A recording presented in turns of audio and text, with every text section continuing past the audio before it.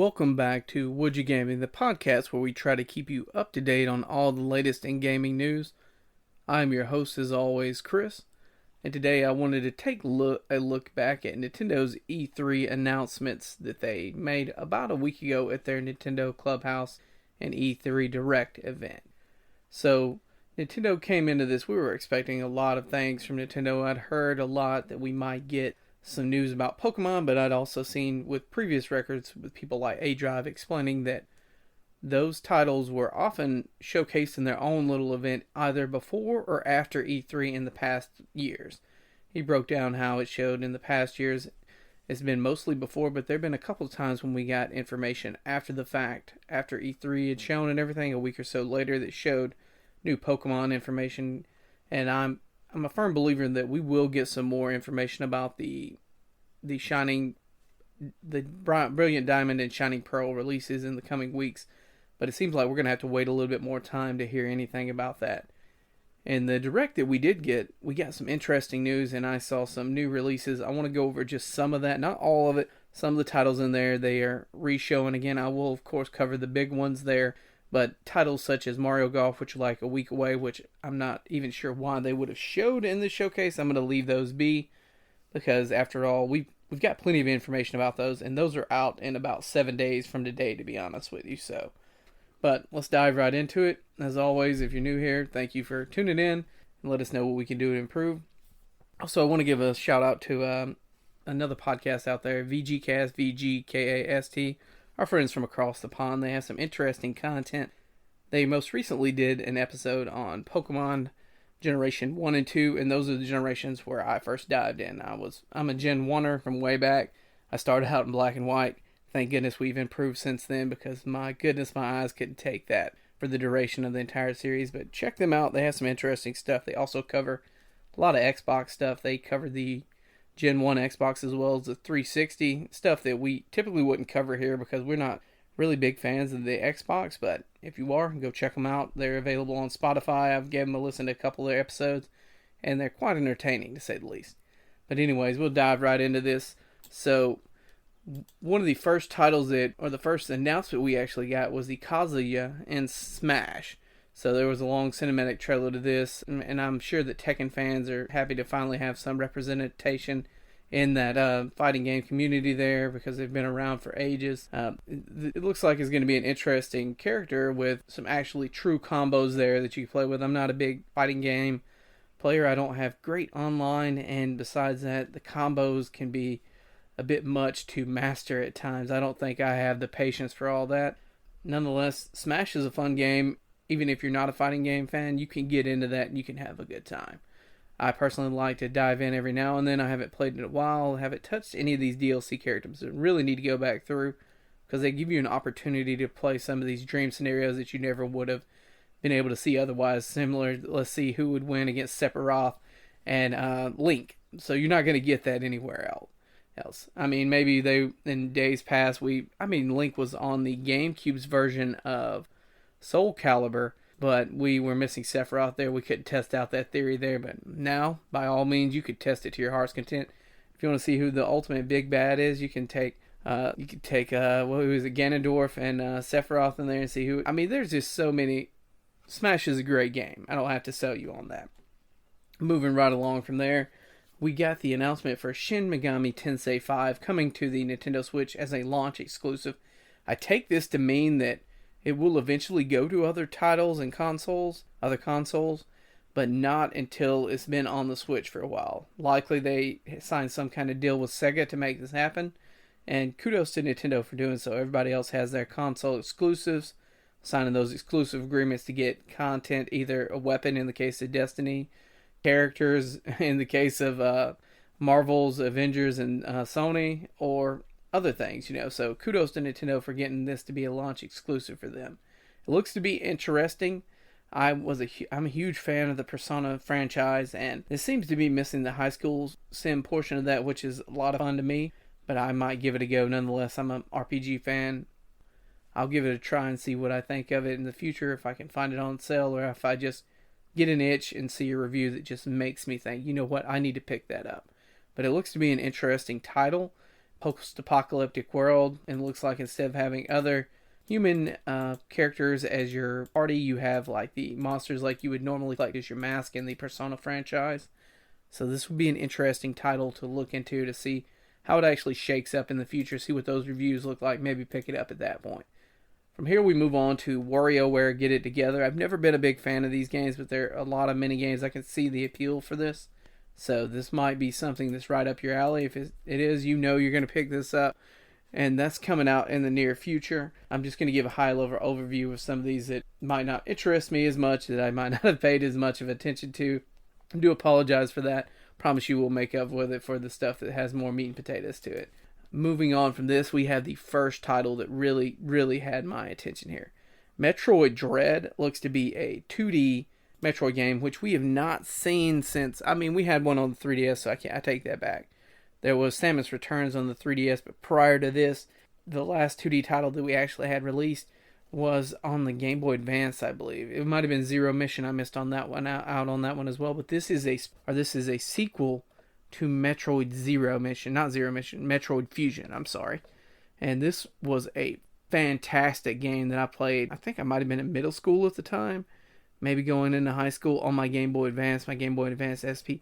I love this game. Metroid Fusion was quite fantastic. I went throughout the whole game, got everything. I did everything you could in that game. And this reminds me a lot of that. In particular, the fact that one of the first scenes we see is Samus running away from a robot that she tries to engage at first, but she finds she can do no damage to it. If you missed out on Fusion, I highly recommend you find a way to play that before you play this. In Fusion, it was a lot of the same. So at the start of Fusion, Samus was attacked by one of the parasitic creatures on this planet, and it hospitalized her. They had to use Metroid cells in order to help her to recover, and as a result of that attack, that creature became a carbon copy of Samus at her strongest. So a lot of that game you spent running around trying to survive, just keeping away from that thing until you could build up your power. And this reminds me a lot of that. I am a huge fan of the 2D Metroid games, and I even love the Metroid Prime game. I never played the second one on the GameCube, but Metroid is... I heard somebody say that it was one of Nintendo's less profitable IPs, but to me it is one of their greater IPs, man. I love Mario, and I love those titles. I was never really big on the 3D Mario titles. I played some bits and pieces, but none have sucked me in quite the way that the Metroid franchise has. Just going throughout searching for each bomb capacity, ammo, tank, or missile upgrade until we had everything, each beam type that you could get. These were fantastic titles. I missed out on SNES Super Metroid, so I never played that. My first real entry into this 2D foray was Fusion, and it has to be one of my favorite to this day. We'll see how it stands up into Dread, because Dread is looking to be a fantastic game. They're undoubtedly going to add some new features, weapons. So this is going to be if you're any way, shape, or form a Metroid fan, I think you're going to be on board. I know myself, I'm going to pick this up day one. I did see the collector's edition, but in this day and age, and especially with all the crap that I already have, I think I'm going to hold off on getting that and just get the standard game. I will buy that, and I'm sure this will be a fantastic title, but I cannot wait. We don't have long to wait either. This comes out in October, so just a couple months away, and we can get our hands on this and get to try it out. And I for one cannot wait, because I know this is just going to be a fantastic title. If it's anything like Fusion, I'm going to thoroughly enjoy it. But we have to wait and see how that shakes up. Like I said, I'm for one going to be a day one pickup for me. I don't know about you guys, but that's for me. Beyond this, we got Mario Party Superstars, and it's nice to see that they're actually doing something with Mario Party, because they never updated the title that we have on the Switch. I'm not sure what number it falls in chronologically, but they never did anything with this title. With the Mario Party Superstars, we're actually going to get a bunch of different boards. We're going to get about 100 of the mini games, and it does the IP justice, to be honest with you. It does this game a service. And you might have to pay a full $60 to get it, but at least we're back on the board again. We're not riding around in that same car anymore, and plus we have a lot more of the mini games. Hopefully Nintendo stays committed to this title and updates it, because Mario Party is a lot of fun. As long as you have people to play with, it can be a fantastic experience. And I'll probably pick this up, and my daughter and I might play through this in the future. But we'll just have to see how that goes, see how the reviews look for it. I'm hoping they do a good job with this because, like I said, they left a lot to be desired with the title that we got on the Switch. The one that is yet to be updated, that was released all those years ago. So we just have to wait and see what they do with this. The next title, and it's probably my other piece of most exciting news that we got during their E3 Clubhouse and presentation, was the Advanced Wars 1 and 2 Reboot Camp Edition. The Advanced Wars title, I played the first one on the Game Boy Advance all those years ago. I do not remember if I played Advanced Wars 2 or not. I cannot remember. I know I played the first one, and this is one of the titles in conjunction with Final Fantasy Tactics and Final Fantasy Tactics Advance that cemented my love for turn-based strategy games. This is a fantastic title. We got so few of these titles over here in the West. They got so many more over in Japan, and they were under a different name over there. And I can't remember the name of it, but I am so glad that we're seeing it again. I know we had the titles on the DS, wasn't it? So we had those back in the day, but since then we have not seen this title resurface, and it's nice to see it get a fresh coat of paint and a re-release. So if you missed out on these titles on the original Game Boy Advance, I highly suggest you go back and give them a shot. The art style is a little bit updated. It's not the same hand-drawn art style of old that I love so much. But hey, these are the new times we're in. There has to be change and progress. I understand that. It's still got the fundamental gameplay from what I've seen.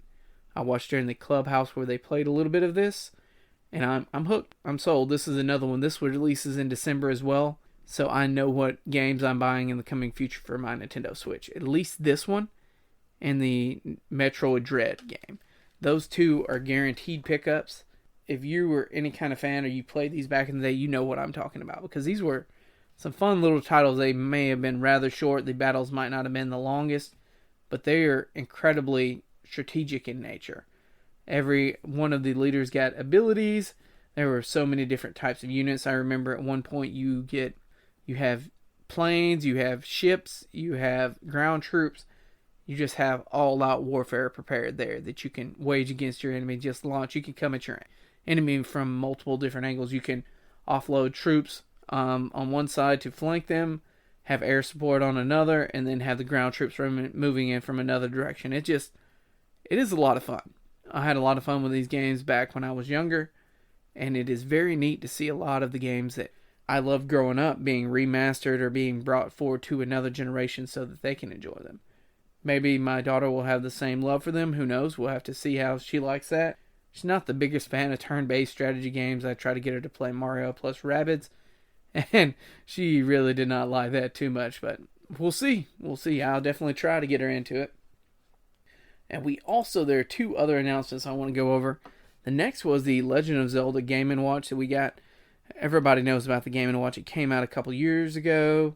I think about a year ago they re-released this thing toward Mario's, I think it was during Mario's anniversary that they actually re-released this. But now they're putting out one with the Legend of Zelda from the NES on there. As someone who played this title growing up and never beat it, that's interesting. It might be your cup of tea. It's not necessarily anything I'm going to pick up. Even for collector's purposes, I kind of don't see the point. I have the NES Classic. I can play that. But if you would like to have it on the go and you just want to be able to put it in your pocket, have it something very cheap that you're not going to have to worry about damaging or anything like that, by all means, this is all for you. Here's your opportunity. Pick it up. Probably be, I think they were like $100. It might have been less than that. Don't hold me to that. But yeah, this might be for you. And finally, the title that we were all expecting, that we all hoped that would release this holiday season, Breath of the Wild 2. While we might not be in luck and get a release date of 2021, it is coming in 2022. We don't have a firm date, but we did get to see some gameplay of the game in action. Some of the newer powers, it looked like he had some sort of like teleport or function where if he was on a specific pad, he would teleport up. I didn't pay attention to that much more of it, but I just know that this will probably be one of those titles that I pick up immediately when it comes out. It doesn't matter about a sale on these games because at the end of the day, you're not really going to get a sale on a first-party Nintendo title for a while. And you already know if you want Breath of the Wild 2. If you love Breath of the Wild 1, or if you've yet to finish it like me, you know you want it. So I don't have to sell you on this. I don't need to tell you much on this. Just know that Breath of the Wild 2 is coming in 2022. But I just wanted to go over this with you guys, go over some of the information we got in Nintendo's E3 Direct, as well as just voice my opinion on some of these titles that are releasing.